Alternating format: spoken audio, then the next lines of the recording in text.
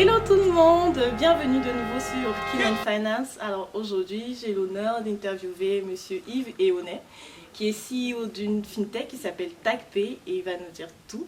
Bonjour Monsieur Ehonet. Bonjour. Merci beaucoup d'avoir accepté de partager avec nous votre expérience et de nous parler de cette fameuse fintech qui est TagPay.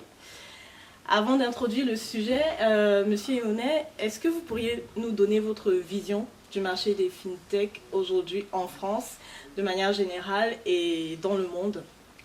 Écoutez, merci de m'avoir invité. Je suis très content d'être ici. Le sujet est vaste. Je pourrais parler pendant plusieurs heures sur ce sujet. Je vais essayer d'être un peu concentré. En fait, l'enjeu qui se passe en ce moment, qu'on appelle le phénomène des fintech, de ce dont on parle, en fait, c'est de la banque. C'est qu'est-ce qui se passe dans le monde bancaire. Le monde bancaire, c'est-à-dire le monde des professionnels qui gèrent notre argent ou avec qui on va pouvoir, dont on va pouvoir recevoir des services financiers. Le monde de la banque est en train de entièrement se transformer.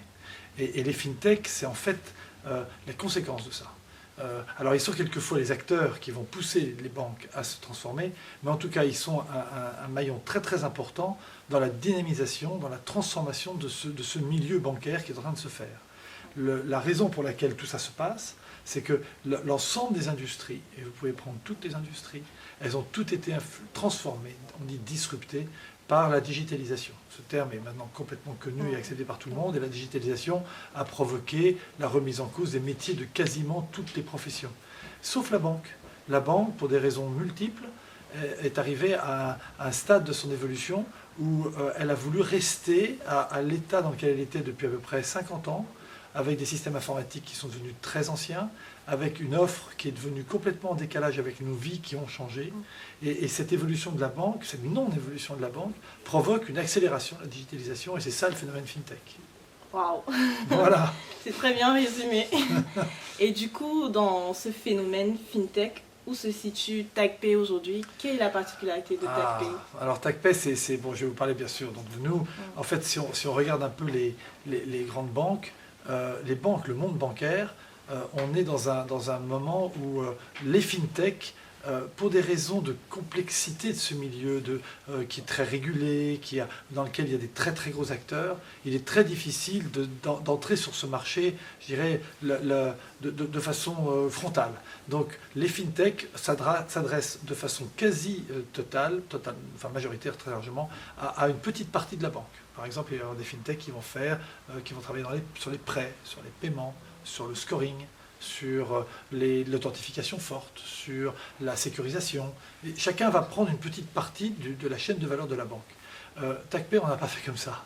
TagPay, c'est une aventure assez folle au départ, où on s'est dit, écoutez, l'arrivée des cell phones, l'arrivée du cloud, l'arrivée du temps réel, l'arrivée des big data, l'arrivée de ce qu'on appelle les architectures ouvertes, va nécessiter d'entièrement reconcevoir la banque. Et donc nous, on est parti d'une feuille blanche, et on s'est dit, comment est-ce qu'on imaginerait la plus belle des banques, la banque la plus avancée qui soit, donc une banque digitale, qui utiliserait toutes ces technologies pour transformer notre façon de gérer la banque.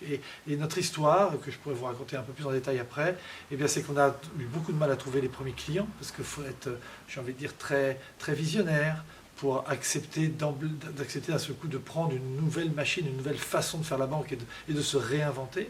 Donc on a trouvé quelques banquiers qui nous ont accompagnés, et ça fait 10 ans maintenant, et maintenant on a un système bancaire complet. On sait installer une banque en quelques semaines, on sait s'adapter à toutes les régulations, on sait s'interfacer avec toutes les fintech, on sait travailler dans tous les environnements.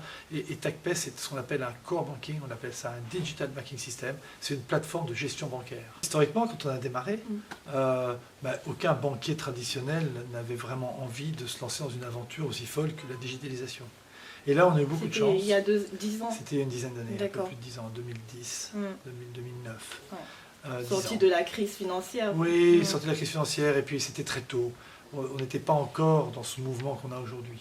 Et donc on a eu énormément de chance, c'est qu'on a rencontré, pas complètement par hasard, mais presque, le marché africain. C'est en Afrique que tout s'est passé. Je dis d'ailleurs couramment que l'Afrique, c'est pour moi la Silicon Valley de la banque, elle n'est plus en Californie, elle est en Afrique. Et c'est en Afrique que tout se passe. Non, mais la raison est très simple, c'est que les banquiers africains ont une chance inimaginable, c'est qu'ils ont aujourd'hui en bas de chez eux, dans leur ville, dans leur village, dans leur campagne, 80% de la population qui a un téléphone mobile dans une main, qui a du cash dans l'autre main et qui n'a pas de compte en banque. Et donc évidemment, ces populations-là, on appelle ça les programmes d'inclusion financière, ils vont évidemment utiliser les technologies mobiles, donc les technologies cloud, donc les dernières technologies pour se bancariser. Et ce seront eux qui vont non seulement adapter, mais qui vont inventer cette banque digitale qui est en formation et qui est en train de se mettre en place. Donc on a appuyé on a passé tout notre temps sur des pays à la fois africains, d'Amérique latine et en partie en Asie, mais beaucoup en Afrique. Quel pays, par exemple Le premier pays, c'était la Namibie, puis on s'est développé au Zimbabwe, on s'est développé en Afrique de l'Ouest, évidemment. On est maintenant au Togo, on est au Ghana, on est au Sénégal, on est en Côte d'Ivoire, etc. Et donc si on est dans une vingtaine de pays, et si on est dans 20 pays, ça veut dire qu'on travaille avec des prospects dans une quarantaine de pays. Et tous ces pays-là sont des pays qui sont en train de déployer pour la première fois de l'histoire un système bancaire national. Et donc, et la grande nouvelle, c'est ça qui est assez, ce qui était pour nous un rêve et qui est complètement maintenant une réalité, c'est que toutes ces technologies qu'on a développées pour ces pays qui sont quand même très durs, parce qu'on parle de pays où il faut être excessivement sécurisé, excessivement simple, excessivement rapide, excessivement bon marché. On travaille sur ce qu'on appelle de la banque frugale, des technologies très très légères et en même temps de très haut de gamme qui permettent de pouvoir gérer l'argent. Ces technologies-là, on est en train de les rapporter en Europe et aux États-Unis, parce qu'en Europe et aux États-Unis, il y a exactement les mêmes besoins qu'en Afrique. Il n'y a pas de différence entre un millénial, un adolescent européen qui déteste sa banque et qui a un téléphone dans la main, et un Ivoirien qui a un téléphone dans sa main et qui n'a pas de banque. C'est les mêmes besoins, alors on va les adapter légèrement en termes d'interface utilisateur, mais le reste c'est exactement la même chose, et donc on est en train de transformer la banque occidentale grâce au développement africain. Et du coup, en Afrique, c'est vrai qu'on entend de plus en plus parler de plusieurs autres plateformes de paiement digital, etc. Comment est-ce que TACPay se différencie? Est-ce que vous faites face à une forte concurrence aujourd'hui en Afrique et en France ou dans d'autres pays? Oui, la concurrence est là, indéniablement. On n'est pas très nombreux. On pense qu'on a 3 ou 4 sociétés dans le monde qui font ce qu'on fait. Je pense qu'il faut faire très attention à ce qu'on appelle une concurrence, c'est-à-dire, par exemple, les systèmes de paiement. Nous travaillons et nous sommes convaincus que la banque va avoir un rôle très important à jouer pour ces populations et pour nous en tant qu'occidental, parce que la banque a évidemment un rôle à jouer dans notre économie, dans les économies. Et à côté des banquiers, il y a des opérateurs télécoms qui essaient, et bien sûr derrière il y a les GAFA qui sont en embuscade. Mais aujourd'hui ce sont les opérateurs télécoms en Afrique et qui ont commencé, parce que les banques étaient absentes et que la nature a horreur du vide, elles ont commencé à livrer des services financiers qu'on appelle les services de mobile money et à prendre une petite partie de la chaîne de valeur de la banque. Et donc la Banque digitale africaine, c'est une réaction contre ce développement, ce déploiement, cette croissance nouvelle des opérateurs télécoms qui sont attirés par la gestion de l'argent. Mais évidemment, nous sommes convaincus à TACPay que ce n'est pas le rôle des opérateurs de gérer notre argent, c'est le rôle des banques. Et donc on a donné aux banques les outils pour pouvoir concurrencer les opérateurs. Okay. Donc en matière de concurrence, et sinon est-ce qu'il y a d'autres difficultés que vous voyez au niveau de l'émergence de la FinTech? Alors, d'abord, le monde que je vous décris, c'est un monde de changement, c'est un monde de réinvention. Donc on n'est pas en train de faire évoluer la banque, on est en train de la réinventer. Et c'est donc un monde qui est farci d'opportunités. Beaucoup de choses vont se passer et des fortunes vont avoir lieu, des énormes succès vont exister. La question, c'est de savoir comment ça va se passer. Et ça, aujourd'hui, personne ne sait vraiment. Mais en tout cas, ce qui est certain, c'est que ces changements sont des moments propices à des initiatives fortes et quelquefois très importantes. Alors, il n'y a pas de baguette magique. On peut dire que le monde des fintechs se divise en 2 grands marchés classiques. Il y a le B2C et le B2B. Dans le B2B, c'est un monde dans lequel nous sommes, puisqu'on vend à des banques. Donc, on est le B2B.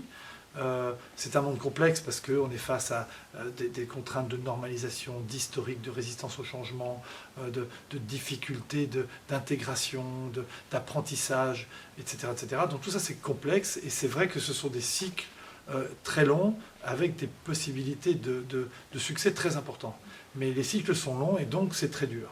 Quand on est en B2C, on change un peu de monde parce qu'on rentre dans un monde de branding, de déploiement massif, de ciblage de population à travers les nouvelles technologies, je parle des réseaux sociaux, etc., qui sont très puissantes. Et donc là aussi, il y a des très fortes positions qui sont en train de se prendre, mais avec des enjeux à la fois d'investissement et de vitesse de croissance qui n'ont rien à voir avec le B2B.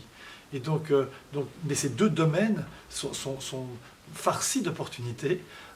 Et évidemment, donc, les mots-clés qu'on entend partout, ça va s'appeler le big data, ça s'appelle l'intelligence artificielle, la blockchain.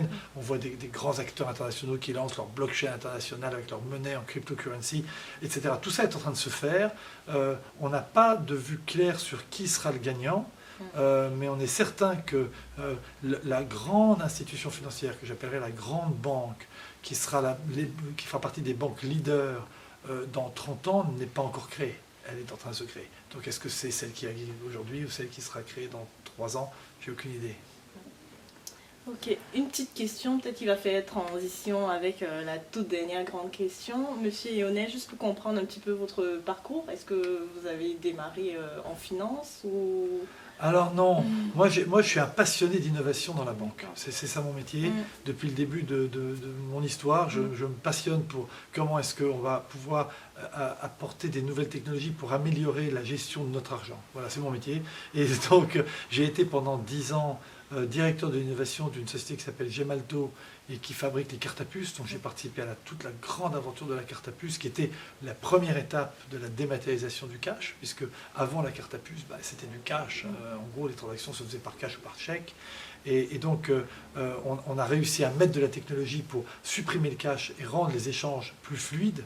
Nous, aujourd'hui, avec la banque digitale, on travaille à l'étape d'après, qui est de fluidifier bien davantage les échanges et de faire en sorte que tout soit temps réel et qu'on puisse transporter de l'argent comme on transporte une photo ou comme on transporte un message, mais avec toute la sécurité et toutes les fonctions, je dirais, d'assistance et de contrôle dont on a besoin dans le monde bancaire. D'accord. Donc en fait, vous avez toujours été dans le monde un peu de l'innovation. Absolument. Mais aujourd'hui, si vous aviez un conseil à donner à des jeunes financiers qui travaillent dans la banque classique ou dans un autre secteur financier classique et qui hésiteraient à rejoindre une fintech, quels sont les types de profils qui sont aujourd'hui recherchés? Bon, je veux dire, je pense que vous êtes tous au courant qu'on cherche partout des informaticiens qui savent programmer convenablement et qui sont capables de pouvoir mettre en place et construire ces nouveaux systèmes informatiques qui sont en train d'être faits. La richesse et la multiplicité des talents qu'on recherche est infinie. Je parle de la banque. Très, très clairement, là j'ai parlé informatique. L'informatique, tout le monde sait qu'on cherche des informaticiens et l'ensemble des fintechs cherchent des informaticiens. Mais ça va au-delà. La banque, jusqu'à très récemment, jusqu'à encore aujourd'hui, avait ce que j'appelle une approche qui consistait à avoir une banque pour tous. C'est-à-dire que vous avez une banque, je parle des banques occidentales, vous avez une banque et l'offre bancaire était la même pour tout le monde et qui vous aviez votre offre. Alors c'était la carte bleue, la carte gold, la carte premium, qui sont des cartes que tout le monde peut avoir suivant sa catégorie ou sa prétention dans les rapports financiers avec la banque. On sort de ce monde. Ce monde était un monde technologique. C'est un monde où la banque imposait à son client l'offre qu'il avait décidé d'offrir. On sort de ça et on va rentrer dans un monde que j'appelle le monde de la banque pour chacun. C'est-à-dire que le marché va se segmenter, voire se fragmenter. Chaque population et chaque sous-population a des besoins différents et sa banque doit savoir les comprendre, construire des offres adaptées à ce que le client attend et livrer ses offres. Ça veut donc dire que la banque doit devenir une machine marketing. Il faut donc que des marketeurs les plus talentueux aillent vers les banques pour qu'elles aident les banques à comprendre leurs clients et à adapter leur offre à leurs clients. Et ça n'a jamais été fait. Ok. Et en matière de besoin de financement aujourd'hui, est-ce que vous trouvez que les fintechs de manière générale et peut-être TACP trouvent facilement des financements pour pouvoir réaliser leurs objectifs ou Alors là je vais être, c'est plus presque politique ce que je vais dire. Je pense que la France et l'Europe sont des zones géographiques où on n'a pas compris que pour pouvoir créer des géants mondiaux, il fallait je dirais, investir de façon massive dans des fintechs et dans les startups en leur permettant de pouvoir passer le stade de petite société à société moyenne, puis société grande, voire société globale. Aujourd'hui, je pense que c'est très difficile, voire impossible, de trouver un financement qui nous permette de prendre ce marché mondial, alors que nous avons en France les meilleurs ingénieurs du monde, c'est incontestable, et qu'on a un historique avec la carte à puce, avec Ingenico, avec les terminaux de paiement, avec l'ensemble de toute cette technologie qu'on a fait dans la banque. On est le centre du monde bancaire, et aujourd'hui, c'est très triste, mais je pense qu'aucune fintech en France n'a les reins financiers assez solides pour pouvoir devenir un champion mondial, et cette faiblesse est un handicap énorme pour l'ensemble de ce secteur en France. Alors, on peut trouver de l'argent pour démarrer, on peut trouver de l'argent pour commencer à se déployer, mais dès qu'on commence à avoir un succès et qu'il faut véritablement investir de façon massive pour pouvoir prendre des marchés comme le marché de la finance, je crains que la France soit pas bien outillée pour ça. C'est dommage. C'est dommage. C'est dommage. Ok, merci encore, Voilà. Monsieur Yonnet, d'avoir répondu à toutes nos questions. Eh bien, merci de m'avoir invité. Et on se retrouve très bientôt. Ciao. Ciao.